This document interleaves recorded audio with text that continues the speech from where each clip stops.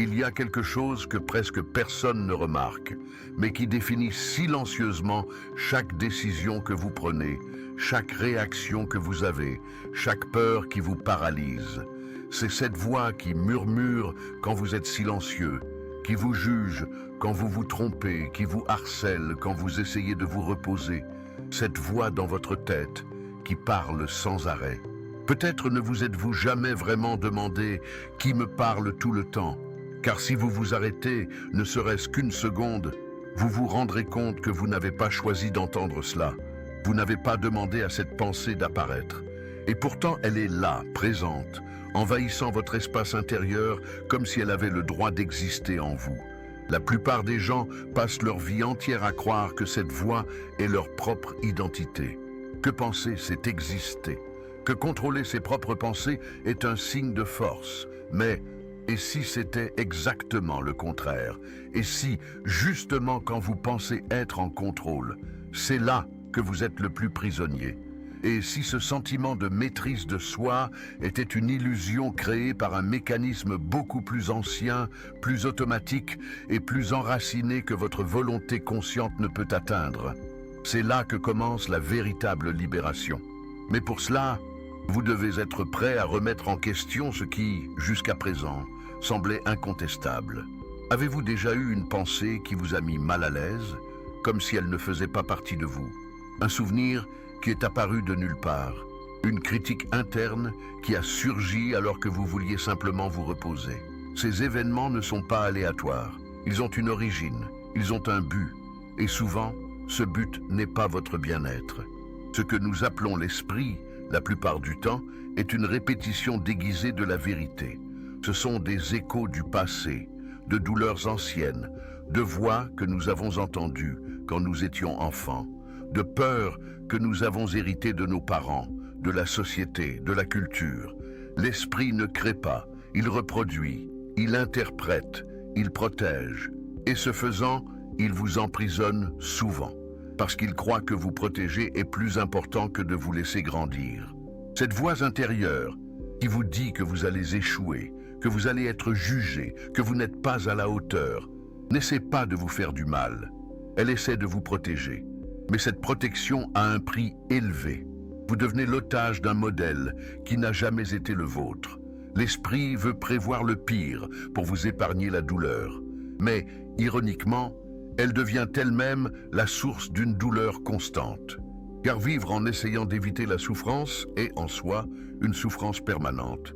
C'est vivre en se cachant de tout ce qui pourrait mal tourner, sans jamais essayer ce qui pourrait bien tourner.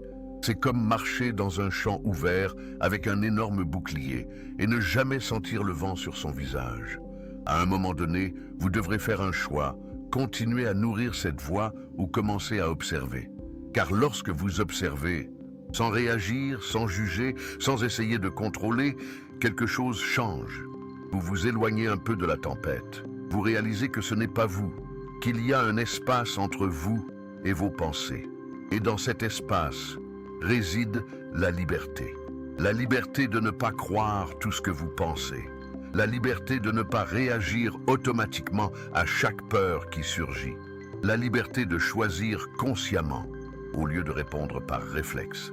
Peut-être que vous vous demandez en ce moment, mais si je ne suis pas la voix, alors, qui suis-je? C'est la question que la plupart des gens évitent, car la réponse ne se trouve pas dans d'autres pensées, théories ou explications. La réponse se trouve dans le silence, dans ce qui reste lorsque l'esprit se tait, dans la présence qui observe tout cela se produire. Vous n'êtes pas la pensée, vous êtes celui qui perçoit la pensée. Et lorsque cette perception devient claire, la vie commence à changer. Non pas parce que les pensées disparaissent, mais parce que vous cessez de vous identifier à elles. Et cela change tout. C'est comme si vous étiez dans un théâtre sombre depuis des années, croyant que les sons autour de vous étaient votre propre voix, jusqu'à ce que soudain, quelqu'un allume la lumière et que vous réalisiez que vous regardiez une pièce de théâtre depuis tout ce temps.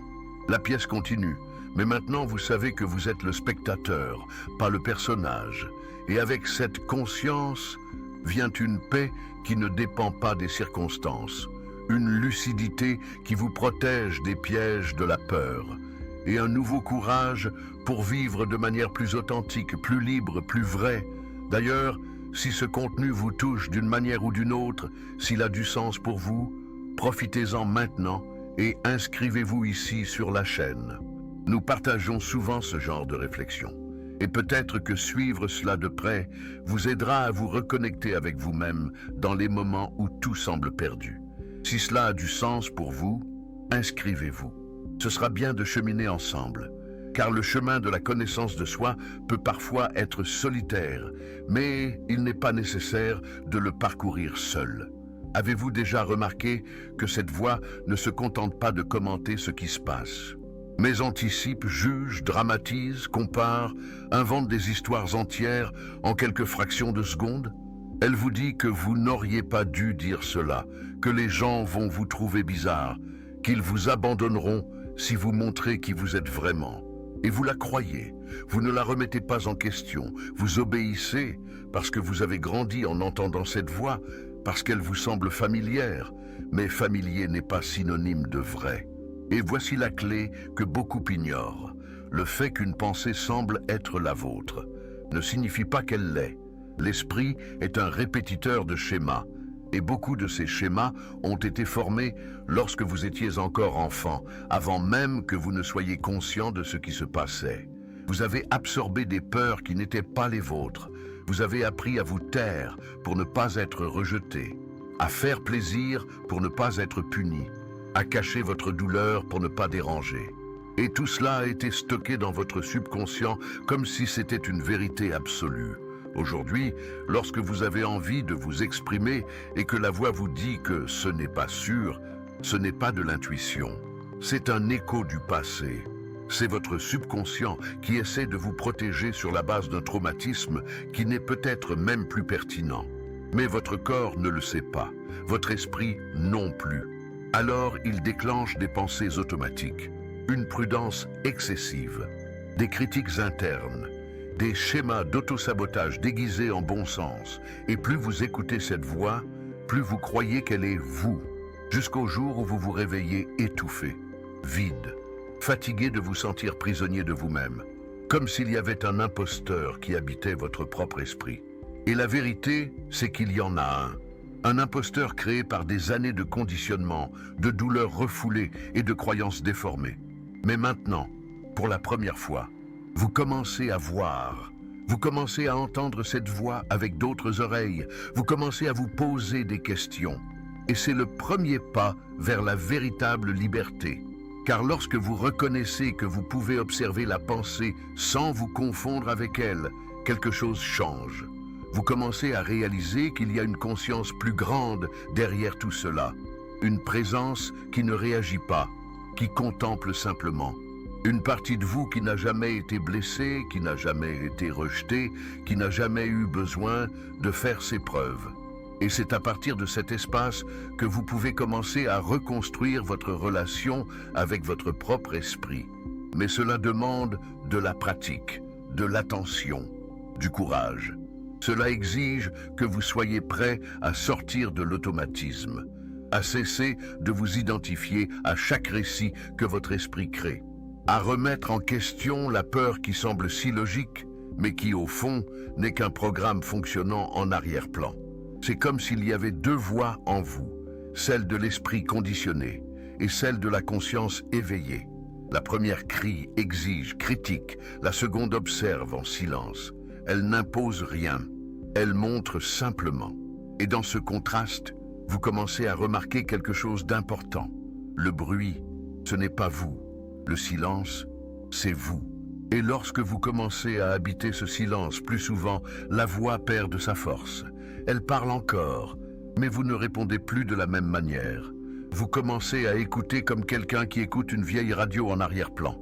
Vous ne vous battez pas contre le son, mais vous ne le laissez pas non plus dicter vos pas. Et cela change tout, parce qu'avant, vous étiez dans votre esprit. Maintenant, vous êtes à l'extérieur en train d'observer. Et depuis ce nouvel endroit, vous pouvez choisir. Vous pouvez choisir quelle pensée nourrir, quelle émotion cultiver, quelle histoire laisser partir. Vous commencez à avoir une autonomie sur ce qui semblait auparavant inévitable. Et cette autonomie est ce que beaucoup de gens appellent l'éveil. Un éveil qui ne se produit pas en un seul moment magique, mais plutôt à travers de petits choix répétés chaque jour. Des choix tels que s'arrêter, respirer, observer, au lieu de réagir. Des choix tels que réaliser que votre esprit vous raconte une vieille histoire et décider de ne pas la revivre. Des choix tels que vous faire confiance, même lorsque la peur vous dit que vous allez échouer. Et c'est dans ce processus que vous devenez entier. Car en cessant de lutter contre votre esprit, vous commencez à l'accueillir, non pas comme un maître, mais comme une partie de vous-même, non pas comme un ennemi, mais comme un outil puissant, mais qui a besoin d'être guidé.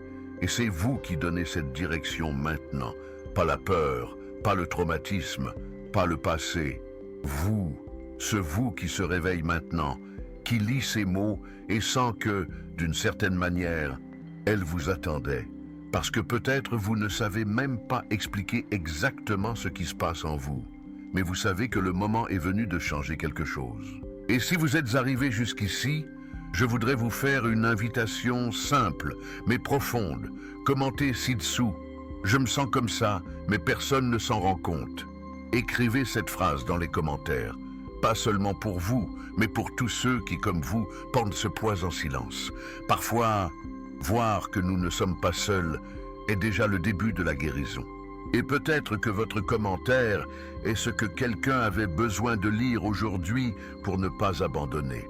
Alors écrivez, partagez et suivez-moi, car le plus important reste à venir. Il est impressionnant de voir comment nous passons toute notre vie à essayer de nous sentir en contrôle, à essayer de dominer notre esprit, à essayer d'organiser le chaos intérieur avec des listes, des objectifs, des règles, des rituels. Mais plus nous cherchons à contrôler, plus nous nous sentons prisonniers. Car le contrôle que vous essayez d'exercer sur votre esprit provient précisément de ce qui vous emprisonne. Tenter de faire taire la voix par la force ne fait que nourrir la voix elle-même. L'esprit ne se tait pas par la force. Il se calme par la présence. Il se dissout lorsque vous cessez de le combattre et commencez à le voir tel qu'il est. Et c'est à ce moment-là, lorsque vous cessez d'essayer de contrôler vos pensées et que vous les observez simplement comme des nuages dans le ciel, que quelque chose de très subtil et en même temps d'immense se produit. Vous commencez à ressentir une paix qui ne dépend pas du silence extérieur, une lucidité qui n'a pas besoin de réponse, un soulagement qui vient du simple fait que vous n'essayez plus de vous vaincre vous-même. L'esprit n'est pas un ennemi, c'est un outil, un allié inadapté à qui il faut apprendre à faire confiance, car ce qu'il craint, c'est sa propre dissolution. Il sait que si vous vous éveillez, si vous réalisez que ce n'est pas lui, il perdra son pouvoir. Et c'est pour cela qu'il crie. C'est pour cela qu'il crée 1000 pensées par minute. Parce qu'il essaie de garder le contrôle d'une réalité qui s'effondre. Une réalité basée sur la peur, la comparaison, la culpabilité, l'insuffisance. Et vous avez le choix. Vous pouvez continuer à alimenter cette structure en vivant comme si c'était votre véritable identité. Ou vous pouvez commencer à lâcher prise. Lâcher prise sur les histoires. Lâcher prise sur les étiquettes. Lâcher prise sur les exigences. Et quand vous lâchez prise, quelque chose de nouveau se révèle. Pas comme une réponse toute faite, mais comme un espace intérieur qui a toujours été là, attendant que vous cessiez de courir pour être ressenti. Cet espace, c'est vous. Vous avant les traumatismes, avant les attentes, avant les voix, vous dans votre forme la plus pure, la plus silencieuse, la plus présente. Et c'est là que réside le véritable pouvoir. Le pouvoir de choisir qui vous voulez être et de ne plus réagir à ce que l'on vous a dit que vous étiez. Le pouvoir de vivre en pleine conscience, en vérité, en légèreté. Et oui, l'esprit continuera à parler, mais vous ne l'écouterez plus de la même manière. Vous sourirez en le reconnaissant. Vous le remercierez d'avoir essayé de vous protéger, mais vous suivrez le chemin que votre conscience vous montrera. Vous ferez vos choix en fonction de l'amour et non plus de la peur. Vous agirez avec authenticité. même si vous tremblez à l'intérieur. Car maintenant vous savez que vous n'êtes pas seul, qu'il y a une présence silencieuse en vous qui sait exactement quoi faire, même lorsque tout semble incertain. Et faire confiance à cette présence est le début de tout. C'est le début de la reconnexion, de la guérison, de la liberté qui ne dépend pas du monde extérieur. Car lorsque vous vivez à partir de cet endroit, tout change. Les relations changent, le travail change, la façon dont vous regardez la vie change. Et ce changement ne vient pas de l'effort. Il vient de la vérité, de la clarté, du retour à l'essentiel. Et si vous êtes arrivé jusqu'ici, si quelque chose en vous vous dit que c'est votre chemin, alors continuez. Continuez même si cela semble solitaire, même si le monde autour de vous ne comprend pas, car le voyage vers vous-même est le plus important que vous ferez. Et il commence ainsi, par un petit espace entre une pensée et une autre, par un instant de silence entre une réaction automatique et un choix conscient, par un regard bienveillant sur vous-même au milieu du chaos. Il ne s'agit pas d'arriver quelque part, il s'agit de se rappeler qui vous êtes. Et cela, personne ne peut vous l'enlever. Si vous avez ressenti quelque chose en regardant cette vidéo, si quelque chose en vous a bougé, alors laissez un commentaire ici en disant « Je choisis de sortir du contrôle » et de revenir à moi-même. Cette phrase peut être un tournant. Elle peut être le début d'un nouveau cycle. Elle peut être la main tendue dont quelqu'un avait besoin aujourd'hui pour trouver le courage de continuer. Et si vous n'êtes pas encore abonné à la chaîne, c'est le bon moment. Ici, nous n'offrons pas de réponses toutes faites, mais nous ouvrons des espaces pour que vous trouviez les vôtres. Des espaces où vous êtes accueillis sans être jugés, où le silence est le bienvenu, où votre quête a un sens. Alors, si vous voulez poursuivre ce voyage avec nous, il vous suffit de vous abonner. Chaque semaine, une nouvelle vidéo est mise en ligne, créée avec soin, avec profondeur, avec le cœur, parce que vous méritez de vivre en paix avec votre propre esprit. Vous méritez de rentrer chez vous, en vous-même, et ce voyage a déjà commencé.